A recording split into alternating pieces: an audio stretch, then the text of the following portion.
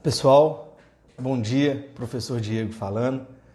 São 10 da manhã, hora exata da nossa live. Eu havia mandado um vídeo aí para o portal do Minha OAB, dizendo sobre a nossa live hoje, dia 1º às 10 da manhã, para falarmos um pouco acerca de como foram as questões de direito civil da última prova objetiva da OAB, que foi a prova do 29º exame.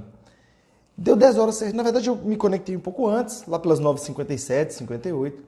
Fiquei aqui ouvindo música, estou ouvindo Seal, Stand By Me, uma bela música, na verdade, Stand By Me, pela voz do Seal, ela não é de autoria dele. Estou aqui, não sei se vai dar para vocês ouvirem. Stand By. Uma música muito boa. Estou esperando entrar mais gente. Brena, Franciele, Lucas, Luiz Lozzi, bem-vindos, pessoal. Satisfação imensa recebê-los aqui numa manhã de quinta-feira. A semana já está chegando próximo ao seu término e vocês ainda estão engajados no estudo. O que eu vou fazer hoje, pessoal? Na verdade, eu vou dar seguimento às lives do Minha OAB. Temos realizado várias lives, recentemente com o professor Daniel Lima, recentemente com o professor Teófilo, só gente de altíssimo nível. Nosso querido professor Charles, cadê o Dom Charleson? Dom Charleson tem que chegar aí daqui a pouquinho. Charleson, professor nosso jovem, menino aí, menino prodígio. E o que nós estamos fazendo, pessoal? Fazendo lives ou abordando temas específicos ou então abordando questões pretéritas do exame da ordem. Hoje eu optei por abordar as questões do último exame, as questões objetivas do 29º exame. Achei particularmente um exame de uma dificuldade elevada para nível de OAB. Vi uma prova muito difícil que abordou temas muito peculiares. Eu vou bater um papo, vou ler essas questões, vou dar um tempinho, vou dar uns 2, 3 minutos. Se alguém quiser correr lá no site da FGV, baixar o caderno de prova do 29º exame, é tranquilo. São as questões 35 a 41, são 6 questões. 35, 6, 7, 8, 9, 40, 41, perdão, 7 questões.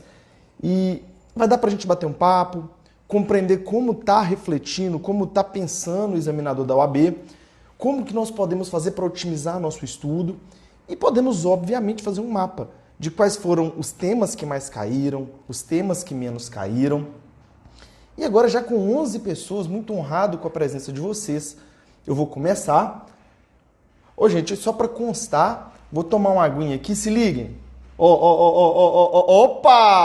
Aqui é Galo. Ontem teve Galão da Massa, ontem nós ganhamos do Botafogo, tiramos aquela zica de 25 anos que nós não desclassificávamos o Botafogo no mata-mata. E hoje a semana está sendo uma semana bonita para nós atleticanos, né? Um beijo para os cruzeirenses, mas aqui é Galo, então eu vou tomar minha aguinha. A Fran, tadinha, a Fran tá chateada com o Cruzeiro.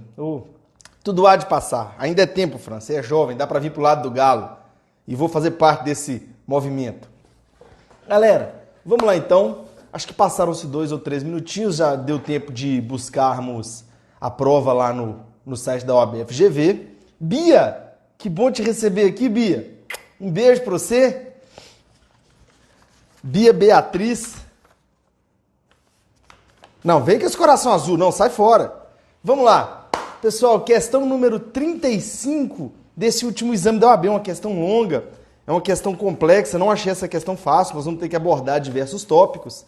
Então vamos lá, questão número 35, questão objetiva número 35 do caderno de prova 1 do 29º exame da OAB, questão obviamente de direito civil. Eu vou fazer a leitura, sintam-se à vontade para olharem, acompanharem no computador. Nós aqui do Minha OAB, nós estamos trabalhando para saber se existe algum tipo de tecnologia que me permita colocar essa questão na tela para vocês. Porque não dá para eu ficar segurando. Então, se tiver essa tecnologia, nas próximas lives vamos utilizá-la. Promessa do Jânio, promessa do Dom Charleson, que daqui a pouquinho estão chegando na área aí. Devem estar acordando. Vamos lá, pessoal. Satisfação. Questão número 35. Arnaldo institui usufruto de uma casa em favor das irmãs Bruna e Cláudia, que, no intuito de garantir uma fonte de renda, alugam o imóvel. O Arnaldo ele tinha um imóvel. Ele instituiu usufruto em benefício das irmãs Bruna e Cláudia, que acabaram por alugar esse imóvel. 2 anos após a constituição do usufruto, Cláudia falece. E a Bruna, mesmo sem cláusula de acrescer expressamente estipulada, passa a receber integralmente os valores decorrentes da locação. Então, o que aconteceu até aqui, pessoal? O Arnaldo ele instituiu um usufruto em benefício de duas irmãs, da Bruna e da Cláudia. A Cláudia e a Bruna alugaram esse imóvel para perceberem o aluguel, só que a Cláudia morreu. E não tinha nesse usufruto uma chamada cláusula de acrescer, que eu explico daqui a pouquinho sobre ela. E a Bruna, espertona, espertalhona, passou a receber a integralidade dos aluguéis. Vamos prosseguir na questão. Um ano após o falecimento de Cláudia, Arnaldo vem a falecer. Seus herdeiros pleiteiam judicialmente uma parcela dos valores integralmente recebidos por Bruna, no intervalo compreendido entre o falecimento de Cláudia e de Arnaldo. E, concomitantemente, os herdeiros pedem também a extinção do usufruto em função da morte do Arnaldo, seu instituidor. Eu não vou ler a questão de novo, mas eu vou explicá-la, porque é uma questão que envolve várias nuances, pessoal. Deixa eu só baixar essa cadeira um pouquinho aqui, ficou um pouco melhor. Ficou melhor agora. O que aconteceu? O Arnaldo ele tinha um imóvel. O Arnaldo pega esse imóvel e ele institui um usufruto em benefício de duas irmãs, da Bruna e da Cláudia. Só que a Cláudia morre pouco tempo depois e a Bruna espertalhona o que faz? Passa a receber integralmente o valor dos aluguéis. Depois da morte da Cláudia, morre o Arnaldo. Os herdeiros do Arnaldo pedem duas coisas. Eles pedem o dinheiro percebido por Bruna relativo a Cláudia entre a morte da Cláudia e a morte do Arnaldo. E eles pedem também que se extingua todo o usufruto, porque o Arnaldo havia morrido. Percebam, são dois pleitos dos filhos do Arnaldo, dos herdeiros do Arnaldo. E aqui nós temos que analisar algumas circunstâncias que são muito peculiares. Por isso eu disse que a prova do 29º exame não foi uma prova fácil.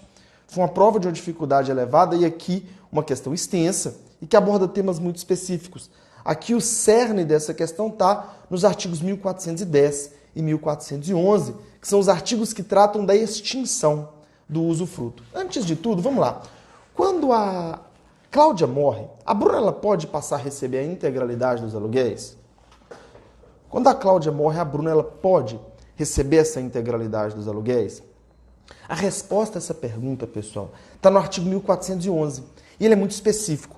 Quando duas ou mais pessoas são beneficiárias de um usufruto e uma delas morre, perceba, se um dos usufrutuários morre, o usufruto, via de regra, ele se extingue em relação àquele quinhão de quem morreu. Então, se a Bruna e a Cláudia eram usufrutuárias e a Cláudia morreu, via de regra, metade do usufruto acaba. Então, a Bruna ela não poderia perceber a totalidade dos aluguéis. Ela somente vai poder receber a totalidade dos aluguéis se existir essa chamada cláusula com direito de acrescer. Se o instituidor disser, olha, falecendo um dos usufrutuários, o outro tem direito à totalidade. E não existia expressamente nesse caso. A cláusula do direito de acrescer é uma cláusula que deve ser expressa. Então, ponto 1. A Bruna ela não poderia receber a totalidade dos aluguéis. Ela tinha direito a metade. Então, o primeiro pedido dos herdeiros é procedente. Os herdeiros eles têm direito, do Arnaldo, eles têm direito de receber aquele dinheiro entre a morte da Cláudia e o falecimento do Arnaldo. E aí vem um segundo ponto, que é o seguinte, professor, a morte do instituidor do usufruto coloca fim ao usufruto? Não. O usufruto, ele perdura mesmo com a morte do instituidor. Ele somente... Ô, Diegão, seja bem-vindo, Diegão, meu querido amigo. Dom Charleson chegou também, Chicuta das Pedras. Bem-vindo todo mundo. Então, o que acontece, pessoal? A morte do instituidor do usufruto não põe fim. Tanto que na primeira aula de Direito das Coisas é estudado, a depender da didática que o professor utiliza, da organização sistemática da matéria, estuda-se uma das principais características ou princípios do direito das coisas, que é o direito de sequela. A coisa gravada com direito real, o direito real persegue a coisa.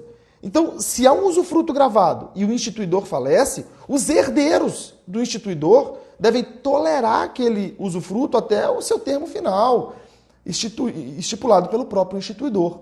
Então, essa questão, pessoal, Nós vamos analisar as alternativas dela agora. Diante do exposto, assinale a alternativa correta e já logo na letra A vem a resposta correta. Na ausência da chamada cláusula de acrescer, parte do usufruto teria se extinguido com a morte de Cláudia. Sim, 1411. Mas o usufruto como um todo não se extingue com a morte do Arnaldo. Perfeito. Morreu um dos usufrutuários, se extingue parte do usufruto. Mas a morte do instituidor não coloca fim, não extingue o usufruto. Se quiserem anotar, artigos 1410 e 1411 do Código Civil. Vou continuar uma aguinha aqui com a minha garrafinha do nosso galão da massa. Eu vou instituir nas faculdades, para quem for aluno meu, eu vou instituir uma galocracia nas faculdades que eu lecionei esse semestre, hein? E no meu OAB também. No meu OAB eu não vou poder instituir uma galocracia porque eu não aplico prova no meu OAB, mas tudo bem. Galera, questão 35 já foi. Vamos para a questão de número 36, uma questão muito interessante. Tive um debate sobre essa questão, inclusive com o Charles, o Dom Charleson que está presente aqui, o Charles Sanches, professor Charles Sanches. Cara, nunca tinha pensado que seu nome, Charlinho, ele é um trava-língua. Charles Sanches. Questão número 36, vamos lá. Eva. Bia, sim, ela tem que devolver aquele dinheiro que ela percebeu relativo à parte da Cláudia. Depois que a Cláudia morre, quem deve receber o dinheiro é o Arnaldo. Então, quando o Arnaldo morre, esse direito passa para os herdeiros dele. Entendeu? Porque ela perdeu metade do usufruto, então somente poderia perceber metade dos aluguéis. Pessoal, Bia, ficou tranquilo? Ficou claro? Qualquer coisa, gente, podem mandar questões, comentários, estou à disposição. Questão número 36. Eva celebrou com sua neta Adriana um negócio jurídico, por meio do qual doava sua casa de praia para a neta, caso essa viesse a se casar antes da morte da doadora. O ato foi levado a registro no cartório de registro de imóveis da circunscrição do bem. Pouco tempo depois, Adriana tem notícias que Eva não utilizava a casa de praia há anos, há muitos anos, e que o imóvel estava completamente abandonado, deteriorando-se a cada dia. Adriana fica preocupada com o risco de ruína completa da casa, mas não tem, por enquanto, nenhuma perspectiva de casar-se. Gente, questão interessantíssima. Bati papo sobre essa questão com o Charles Sanches, com o Dom Charles, com o professor Charles. E como é que funciona isso? O que aconteceu? A Eva, ela tem uma neta chamada Adriana, e ela fala: Adriana, se você se casar antes de eu morrer, eu vou te doar a determinada casa da praia. Então fica aquele direito eventual. O que nós temos aqui? Nós temos um negócio jurídico de doação. Todavia, olha que interessante, gente, o direito civil é muito bonito. Há aqui um negócio jurídico de doação cuja eficácia está submetida a uma condição suspensiva. Ele não vai produzir efeitos enquanto não houver o implemento dessa condição suspensiva, que é, no caso, o casamento da Adriana. A Adriana ela só vai receber a doação daquela casa a partir do momento em que ela casar. Só que a Adriana percebeu que a Eva, sua avó, estava deixando a casa em completa ruína, ela não morava lá, a casa estava abandonada e a casa estava se deteriorando, estava se depreciando. A casa estava se depreciando. A Adriana ficou preocupada e pensou: meu Deus, o que eu faço? E aqui eu preciso fazer alguns esclarecimentos. Pessoal, quando existe um negócio jurídico como esse, cuja eficácia está submetida a uma condição suspensiva, não existe aquisição de direito, existe direito eventual. Aqui é muito tranquilo, muito claro. A Adriana já tem direito ao imóvel? Não tem, mas eventualmente ela pode ter, se houver o implemento da condição suspensiva. Então ela não tem o direito líquido e certo, mas ela tem um direito eventual. Eventualmente ela vai ter aquele direito. E aqui nós precisamos levar em consideração uma informação muito importante do Código, que, se não me falha a memória, está no artigo 130, que diz o seguinte: o titular do direito eventual ele pode proteger esse direito eventual para evitar o seu perecimento. Ora, se a Adriana eventualmente vai ter direito àquela casa, ela pode proteger aquela casa. Ela pode praticar os atos necessários à proteção daquele imóvel. Então, percebam comigo, pessoal, que muito embora a Adriana ainda não seja titular da casa, ela pode compelir a Eva a autorizar que a própria Adriana pratique os atos de proteção do imóvel. Artigo 130. Então vamos analisar as alternativas. De acordo com o caso narrado, assinale a afirmativa correta. Letra A. Adriana pode exigir que Eva autorize a realização de obras urgentes no imóvel, de modo a evitar a ruína da casa. Então, pessoal, o que acontece? A Adriana ela não tem direito à casa antes de se casar, o direito dela é eventual. Entretanto, a Adriana ela pode fazer com que a Eva autorize que a própria Adriana cuide da casa, que ela evite a ruína, que ela evite o perecimento. Quem estiver acompanhando com caderninho, com lápis, com caderno de questões, fique à vontade. Artigos 125, que fala do direito eventual, daquele cujo negócio está submetido a uma condição suspensiva ou resolutiva.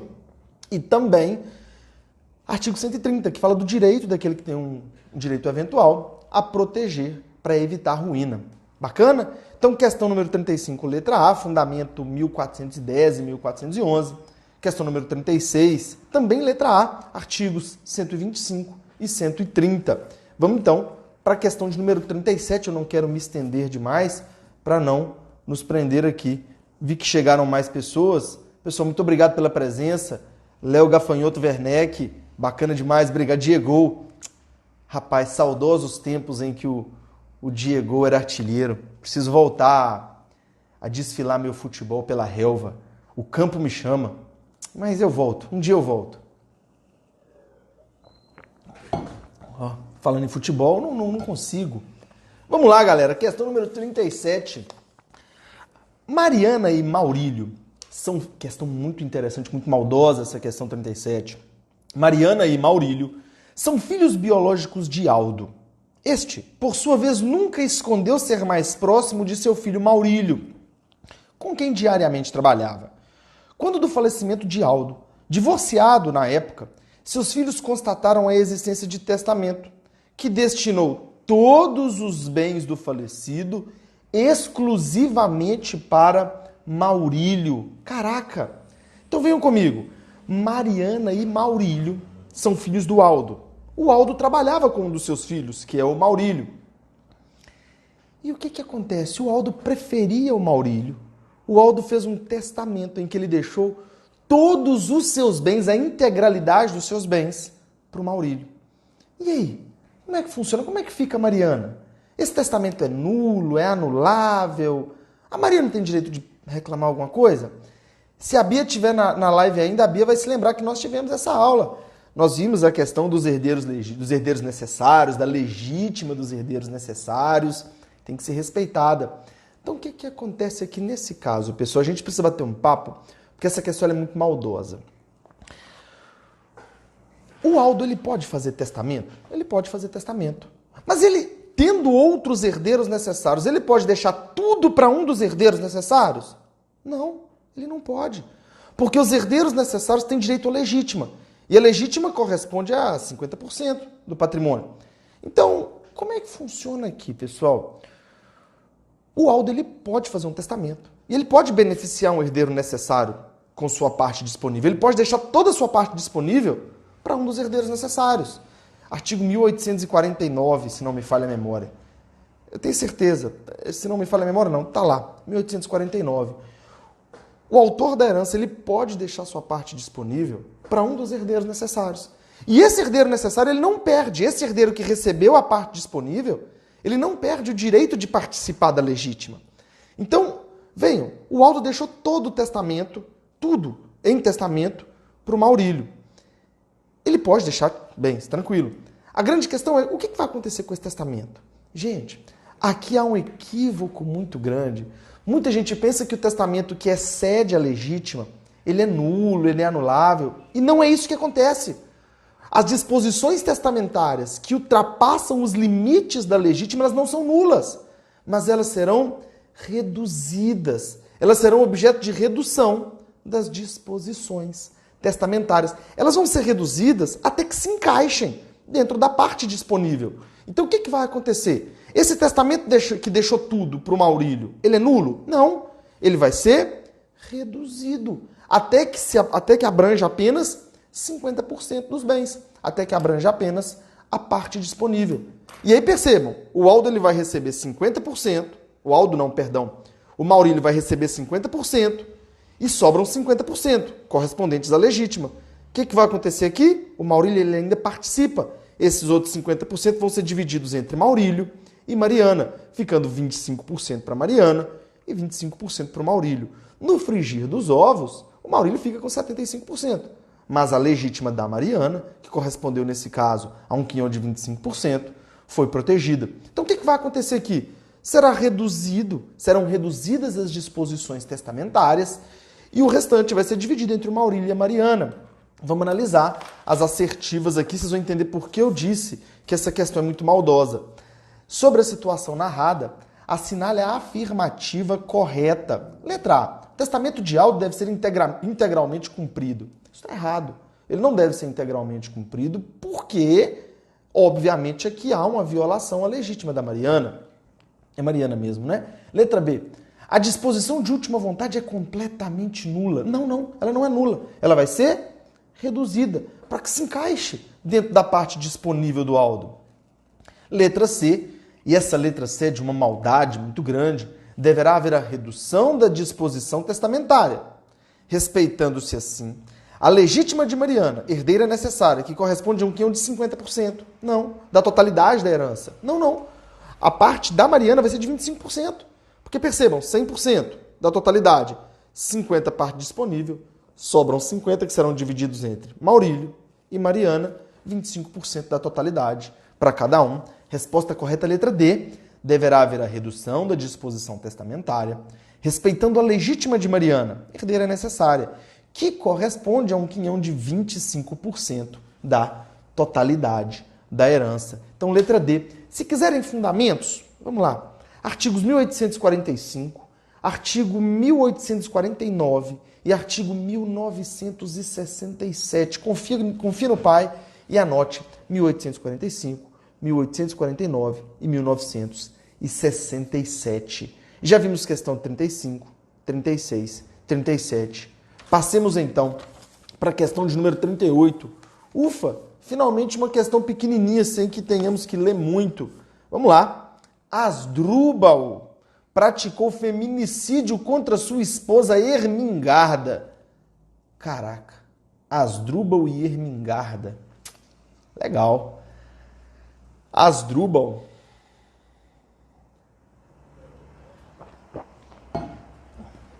praticou feminicídio contra sua esposa Ermengarda, com quem tinha 3 filhos, 2 menores de 18 anos e 1 maior. Nesse caso, quanto aos filhos, assinale a alternativa correta. Gente, o Asdrúbal ele tinha filhos com a Ermengarda. Ele matou a Ermengarda. Gente, e essa questão é interessante que mostra a importância de nos mantermos atualizados em relação ao Código Civil. Ela traz a abordagem de uma inovação legislativa do ano de 2018. Aquele que pratica feminicídio, ele perde o poder familiar. Aquele que pratica feminicídio contra quem também tinha o poder familiar junto com ele.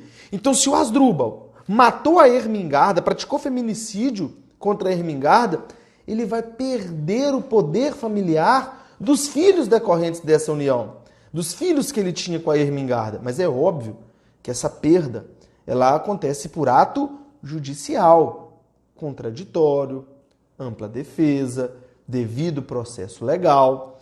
Então o que vai acontecer? Asdrúbal tinha 3 filhos com a Ermengarda, ainda tinha poder familiar sobre 2, que eram os menores de 18 anos. Asdrúbal mata Ermengarda. Ele perde automaticamente, não, ele perde por ato judicial, após o devido processo legal, o poder familiar sobre esses filhos menores de 18.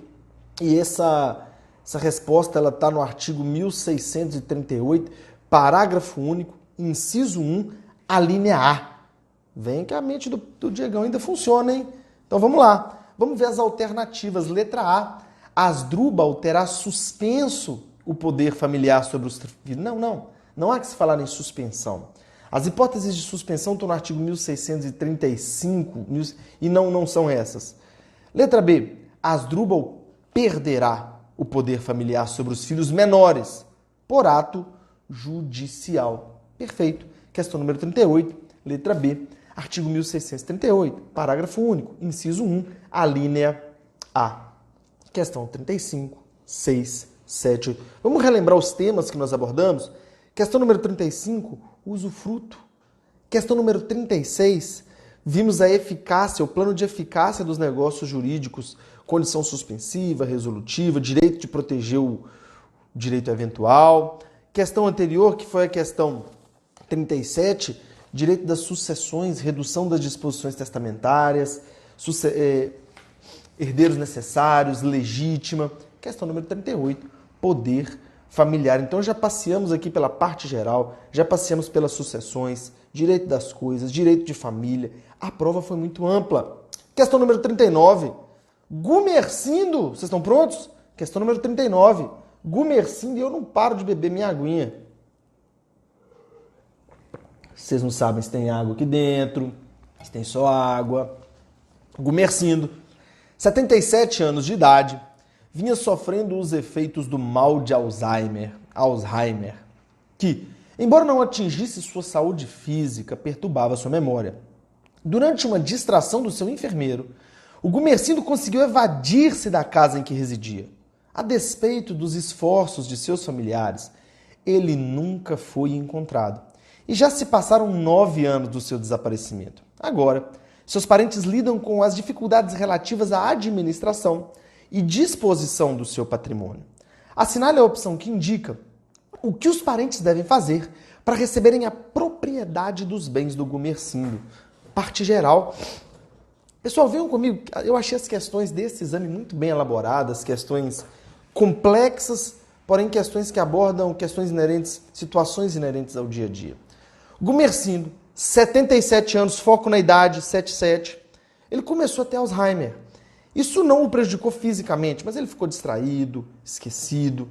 E aí o enfermeiro do Gumercindo distraiu o Gumercindo, montou na braquiara, vazou, desapareceu. E o Gumercindo, já aos 77 anos, ninguém mais o encontrou. Já não foi mais encontrado. E 9 anos após, os herdeiros começaram a enfrentar problemas para administrar os bens, para vender, e etc, etc, etc. E a questão pergunta o que eles devem fazer para receberem a propriedade dos bens do Gumercindo. Gente, o tema aqui é morte, com ou sem declaração de ausência. A morte ela pode ser com declaração de ausência. A morte presumida, ela pode ser com declaração de ausência ou sem declaração de ausência. No caso em tela, tem uma situação muito específica. O que acontece, pessoal? Qual é o procedimento comum da morte presumida com declaração de ausência? Gente, morte presumida é quando não tem corpo, com declaração de ausência ou sem declaração de ausência, vai depender das circunstâncias do caso concreto, da probabilidade ou não de um indivíduo ter falecido num evento específico. Artigos 7º em diante do Código Civil até o artigo 39. Então, o que acontece? A morte, quando o sujeito desaparece, ela passa por um procedimento danado, que é o procedimento da sucessão. Na verdade, que é o procedimento da ausência, que ele começa numa primeira fase com a curadoria dos bens, em seguida a sucessão provisória, e 10 anos depois de transitada em julgado a sucessão provisória, a sucessão definitiva. Então, como é que funciona? Primeiro nomeiam-se, logo de início que o sujeito desaparece, os curadores, pessoas para administrar os bens. Após algum tempo, dá-se a abertura à sucessão provisória, que é quando a posse dos bens é transmitida aos herdeiros. E 10 anos depois, a sucessão definitiva, que é quando acontece a transmissão da propriedade. Então, a sucessão definitiva ela acontece muito tempo depois do desaparecimento. E é aí que acontece a transmissão da propriedade e a presunção de morte. Acontece o seguinte, existe uma peculiaridade, é do Gumercindo, existe uma peculiaridade no caso do Gumercindo. Quando ele desapareceu, ele já tinha 77 anos. E o problema é muito claro ao afirmar que ele já está desaparecido há pelo menos 9 anos. Então, qual a relevância dessas informações para a resolução desse problema? Pessoal, muito embora a sucessão definitiva somente possa ser obtida 10 anos após a sucessão, o trânsito em julgado da sentença que determina a sucessão provisória, o Código ele traz uma exceção no artigo 38. Quando o sujeito tiver desaparecido há mais de 5 anos e ele já tiver mais de 80 anos, a data em que se pleiteia a sucessão definitiva, não há necessidade de passar por todo esse procedimento. O sujeito pode ir direto, a família pode ir direto para a sucessão definitiva. Ou seja, no caso do Gumercindo, ele já tinha 77 anos quando desapareceu. E a família foi se preocupar com isso 9 anos depois. Ele já tinha mais de 80 anos. Então perceba, tendo o sujeito mais de 80 anos e sendo de mais de 5 anos as suas últimas notícias, já pode-se partir direto para o procedimento da sucessão definitiva. Já pode-se pedir, inclusive, a declaração da morte presumida com a abertura da sucessão definitiva. Mesmo sem passar pela curadoria, pela sucessão provisória, é a redação expressa do artigo 38 e é o que vai se aplicar no caso concreto. Vamos analisar as assertivas. Letra A. Somente com a localização do corpo de Gumercindo será possível a decretação de sua morte. Não, porque a morte, quando existe ausência, não se faz necessário o corpo para que haja a decretação da morte. Opa! Oi, Dani. Bacana. Bem-vindos a todos que nos acompanham. Letra B. Eles devem requerer a declaração de ausência, com nomeação de curador e após um ano a sucessão provisória? Não. Ele já tem mais de 80 e datam de 5 as últimas notícias dele. Mais de 5, na verdade. Letra C. Os herdeiros devem requerer a sucessão definitiva do ausente, pois ele já teria mais de 80 anos de idade e as últimas notícias dele datam de mais de 5 anos. Parte geral pura do Código Civil. Artigo 38. Coloquem no caderninho, coloquem na questão, onde quer que vocês estejam acompanhando. Então já vimos aí várias questões, questão 35, 36, 37, 38, 39. Foi 39, né? 39. Passemos então para a questão de número 40. Já passamos pelo direito das coisas, família, sucessões, parte geral, tudo isso em apenas 33 minutos de live. Um salve, salve aí, vamos beber mais uma aguinha. Só dar um enter aqui, senão meu computador vai reiniciar. Questão número 40. Ô Dani, comece sim a faculdade, viu? Comece sim. Tá voltando de férias ou tá começando o curso? Independente se estiver voltando de férias ou começando o curso, seja bem-vinda, tá bom? Vamos lá. Cara, questão extensa essa, questão número 40, e que trata de temas extremamente importantes. Em 5 de maio de 2005, Aloísio adquiriu uma casa de 500 metros quadrados, registrada em nome de Bruno, que lhe vendeu o imóvel a preço de mercado. A escritura e o registro foram realizados de maneira usual em 5 de setembro de 2005. O imóvel foi alugado e Aloísio passou a receber mensalmente o valor de R$3.000 por um período de 6 anos. Então, o que aconteceu até agora, pessoal? Em maio de 2005, o Aloísio comprou um imóvel de 500 metros quadrados do Bruno. Comprou pelo preço de mercado, correu e registrou esse imóvel. E aí o Aloísio pegou e alugou e começou a receber os rendimentos provenientes desse aluguel. Recebeu durante 6 anos. Só o que aconteceu, pessoal? Em 10 de outubro de 2009, o Aloísio ele foi citado numa ação reivindicatória movida pela Elizabeth, que pleiteia a retomada do imóvel e a devolução de todos os valores recebidos por Aloísio a título de locação, desde o momento de sua celebração. O que aconteceu, gente? A Elizabeth entrou com a ação falando, epa, essa casa não era do Bruno e nem é do Aloísio, essa casa é minha. E o Aloísio foi citado, que era o atual proprietário da casa, ele foi citado em outubro de 2009. E a Beth falava, tudo que você recebeu de aluguel vai ter que ser devolvido para mim. E prossigamos. Uma vez que Elizabeth é judicialmente reconhecida como a verdadeira proprietária do imóvel em 10 de outubro de 2011, pergunta-se, é correta a pretensão da autora, da Elizabeth, ao recebimento de todos os aluguéis recebidos pelo Aloísio? Gente, venham comigo, eu vou reexplicar essa questão. É uma questão de cabeçalho longo e que traz muitas nuances. Aloísio adquiriu de Bruno um imóvel. Isso em 2005. um imóvel de 500 metros quadrados. A Luísio correu e promoveu o registro, algumas informações muito importantes. Só que, em 2009, 4 anos depois, o Aloysio ele foi citado numa ação reivindicatória em que a Elizabeth dizia: ei, essa casa é minha, essa casa nunca foi do Bruno e essa casa não é do Aloysio e eu quero todos os aluguéis de volta. 2 anos depois, em 2011, a sentença judicial reconheceu a propriedade da Elizabeth e falou: ei, o imóvel é de fato da Elizabeth. E aí o examinador ele termina te perguntando: o Aloysio ele vai ter que devolver todos os aluguéis desde lá de 2005? Como é que vai funcionar? É procedente, olha como termina o examinador, é correta a pretensão da autora ao recebimento de todos os aluguéis? Aqui a gente precisa ponderar. Primeiro, não há de se falar aqui em nenhuma modalidade de uso capião, tá, pessoal? Não está em questão uso capião. O examinador ele tomou várias cautelas para que não cause dúvidas sobre o uso capião. O imóvel ele tem 500 metros, não é uso capião urbano e nem rural, que são aquelas curtinhas de 5 anos. O imóvel não é usado para moradia e nem foram realizadas obras relevantes, logo não se fala na uso capião ordinário com prazo de 5 anos, do parágrafo da tabular, né? Uso capião tabular do 1238, parágrafo único. Então, não há que se falar aqui em nenhuma modalidade de uso capião. A grande questão é, a posse do Aloysio era uma posse de boa-fé, porque ele tinha justo título, ele adquiriu, ele registrou. Posse de boa-fé, artigos 1201 e 1202 do Código Civil, é a posse daquele que desconhece o vício que macula, que vicia, que inquina a posse dele. Então, o Aloysio ele não tinha conhecimento da Elizabeth, tanto que ele adquiriu por preço de mercado, ele correu e registrou, ele tinha justo título. E a posse de boa-fé é protegida pelo Código. O que o Código diz?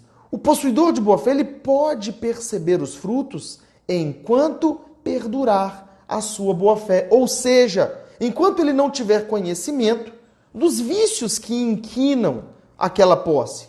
E sabe quando ele passou a ter conhecimento? Quando ele foi avisado disso. Quando ele foi citado. Quando o oficial de justiça entregou para ele o mandado de citação. E disse: Aloysio, tem alguém que está querendo essa casa. A partir daquele momento, o Aloysio passou a ter conhecimento de que a posse dele não era uma posse boa, de que ela era viciada. Então, no lapso temporal entre ele ter adquirido até a cessação da boa-fé, ele tem direito. Então, não é correta a pretensão da Elizabeth de receber todos os aluguéis. Ela tem direito de receber os aluguéis somente depois que cessa a boa-fé. Somente depois da citação do Aloysio. Então, vamos analisar as assertivas. Na verdade, eu não vou ler todas, porque as assertivas são bem extensas. Eu vou ler somente a assertiva correta. Letra C. Não é procedente, não é correta a pretensão da autora, porque sem a ocorrência de nenhum outro fato, e uma vez que Elizabeth foi vitoriosa em seu pleito, a posse de Aloysio passa a ser qualificada como de má-fé desde a sua citação no processo, momento em que Aloysio tomou conhecimento dos fatos, ao final reputados como verdadeiros, exigindo em tais condições a devolução dos frutos entre 10/10/2009 e a data de encerramento do contrato de locação. Ou seja, o Aloysio ele somente tem que devolver os aluguéis a partir do momento que acaba a sua boa-fé. Então, somente a partir da sua citação. Artigos aí, se quiserem anotar artigos, 1201, 1202, 1214, 1201, 1202 e 1214. Isso é memória do prof. Se a memória do prof ainda não estiver falhando. Acredito que não esteja. Ufa! Vamos para a última questão? Para terminar nossos mais de 40 minutos de live? Então vamos lá, galera. Muito feliz com a presença de todo mundo, viu? Muito feliz mesmo. Questão número 41. Aproveito aqui para fazer uma propaganda ao Twitter do professor Diego, @Prof. Diego Castro.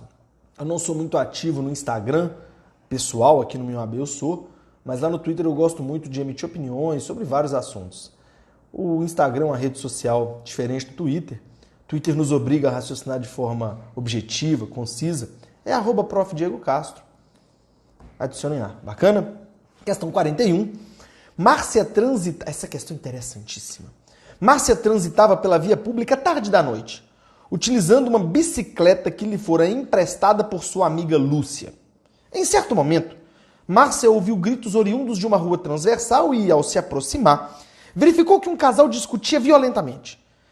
Ricardo, em estado de fúria e munido de uma faca, desferia uma série de ofensas à sua esposa Janaína e a ameaçava de agressão física. Gente, o que aconteceu? Vinha a Márcia de bicicletinha. Tava lá na bicicletinha, bicicleta da Lúcia, que ela tinha pegado emprestado da Lúcia. Márcia pegou uma bicicleta emprestada da Lúcia. E a Márcia começou a ouvir grito. Era o Ricardo ameaçando a Janaína com a faca. A Márcia pensou, meu Deus, o que eu faço? Vejam o que a Márcia fez. De modo a impedir a violência iminente, Márcia colidiu com a bicicleta contra Ricardo, o que foi suficiente para derrubá-lo e impedir a agressão, sem que ninguém saísse gravemente ferido. A bicicleta, porém, sofreu uma avaria significativa, de tal modo que o reparo seria mais caro do que adquirir uma nova, de modelo semelhante. Quem tomou chumbo na asa, no final das contas, foi a Lúcia. Olha o que aconteceu. A Márcia, na bicicleta da Lúcia, atropelou o Ricardo para evitar um perigo iminente. Ela causou lesão a um sujeito para remover perigo iminente do Ricardo esfaquear a Janaína. Então ela fez algo em benefício da Janaína, mas causou um prejuízo à Lúcia. O que funciona aqui? De quem indeniza quem? Tem que indenizar? Não tem? A bicicleta já era. O reparo da bicicleta era mais caro do que comprar uma bicicleta nova. O reparo era mais caro que comprar uma bicicleta nova. Gente, a grande questão aqui é, a Lúcia sai no prejuízo? A Lúcia pode pedir indenização da Márcia? E a Márcia, como é que fica? Márcia causa um prejuízo à bicicleta de Lúcia para remover um perigo iminente em benefício de Janaína. Gente, olha que interessante. A Lúcia ela não vai sair no prejuízo. O código diz que a Márcia tem que reparar a Lúcia. Caraca! A Márcia tem que reparar a Lúcia. Mas a Márcia tem direito de regresso, tanto contra o Ricardo quanto contra a Janaína. Porque ela foi uma maldade praticada pelo Ricardo, mas ela fez isso em benefício da Janaína. Então a Márcia ela tem que indenizar a Lúcia. E a Márcia ela pode regressar contra a Janaína. Essas disposições, isso que eu estou mencionando, pessoal, está no artigo, na verdade, no artigo 930, parágrafo único do Código Civil. Se vocês quiserem anotar, artigos 188, inciso 2, porque na verdade a Márcia ela não praticou um ato ilícito, porque foi para remover um perigo iminente, mas ela tem que indenizar a Lúcia, que é a dona da bicicleta. Entretanto, pode regredir contra a Janaína. Resposta correta, letra D. Márcia poderá ser obrigada a indenizar Lúcia pelo dano material causado à bicicleta e terá direito de regresso em face de Janaína. Gente, venham comigo. Artigo 188, inciso 2 e 930, parágrafo único. Nesses 45 minutos de live, nós abordamos as 7 questões da OAB do 29º exame, da prova objetiva. E nós abordamos dentro disso parte geral, parte geral, coisas, família, sucessões, responsabilidade civil. Abordamos uma infinidade de temas, dispositivos legais e percebemos que a OAB está com um viés muito definido de prova da OAB. Caso concreto, é pensar. A OAB não está, o examinador da FGV não tem trazido provas conceituais, mas provas de solução de caso concreto. Todas as alternativas que nós estudamos foi solução a algum texto base, a algum caso concreto. E aí, findo, pessoal, muitíssimo agradecido a todos vocês que continuaram comigo, que passaram pela live. Muito, muito agradecido a todos vocês. Obrigado. Me adicionem lá no Instagram, @Prof. Diego Castro, no Twitter principalmente, @Prof. Diego Castro também. Contem sempre comigo, podem mandar mensagens, eu respondo sempre que possível. Bacana, pessoal? Um abraço a todos, um beijo a todos vocês. Fiquem com Deus. Contem sempre conosco aqui do Minha OAB Online. Um abraço. Valeu, Bia, por ter nos acompanhado. Vitor, Jason. Obrigado, Jason Felipe. Um abraço a todos. Fiquem com Deus. Uma boa quinta-feira. Juízo amanhã, no sextou de amanhã. Juízo porque segunda tem aula. Ressaca só pode durar até domingo à tarde, porque domingo à noite já tem que organizar os materiais. segunda o pau começa a quebrar. Um grande abraço a todos. Fiquem com Deus.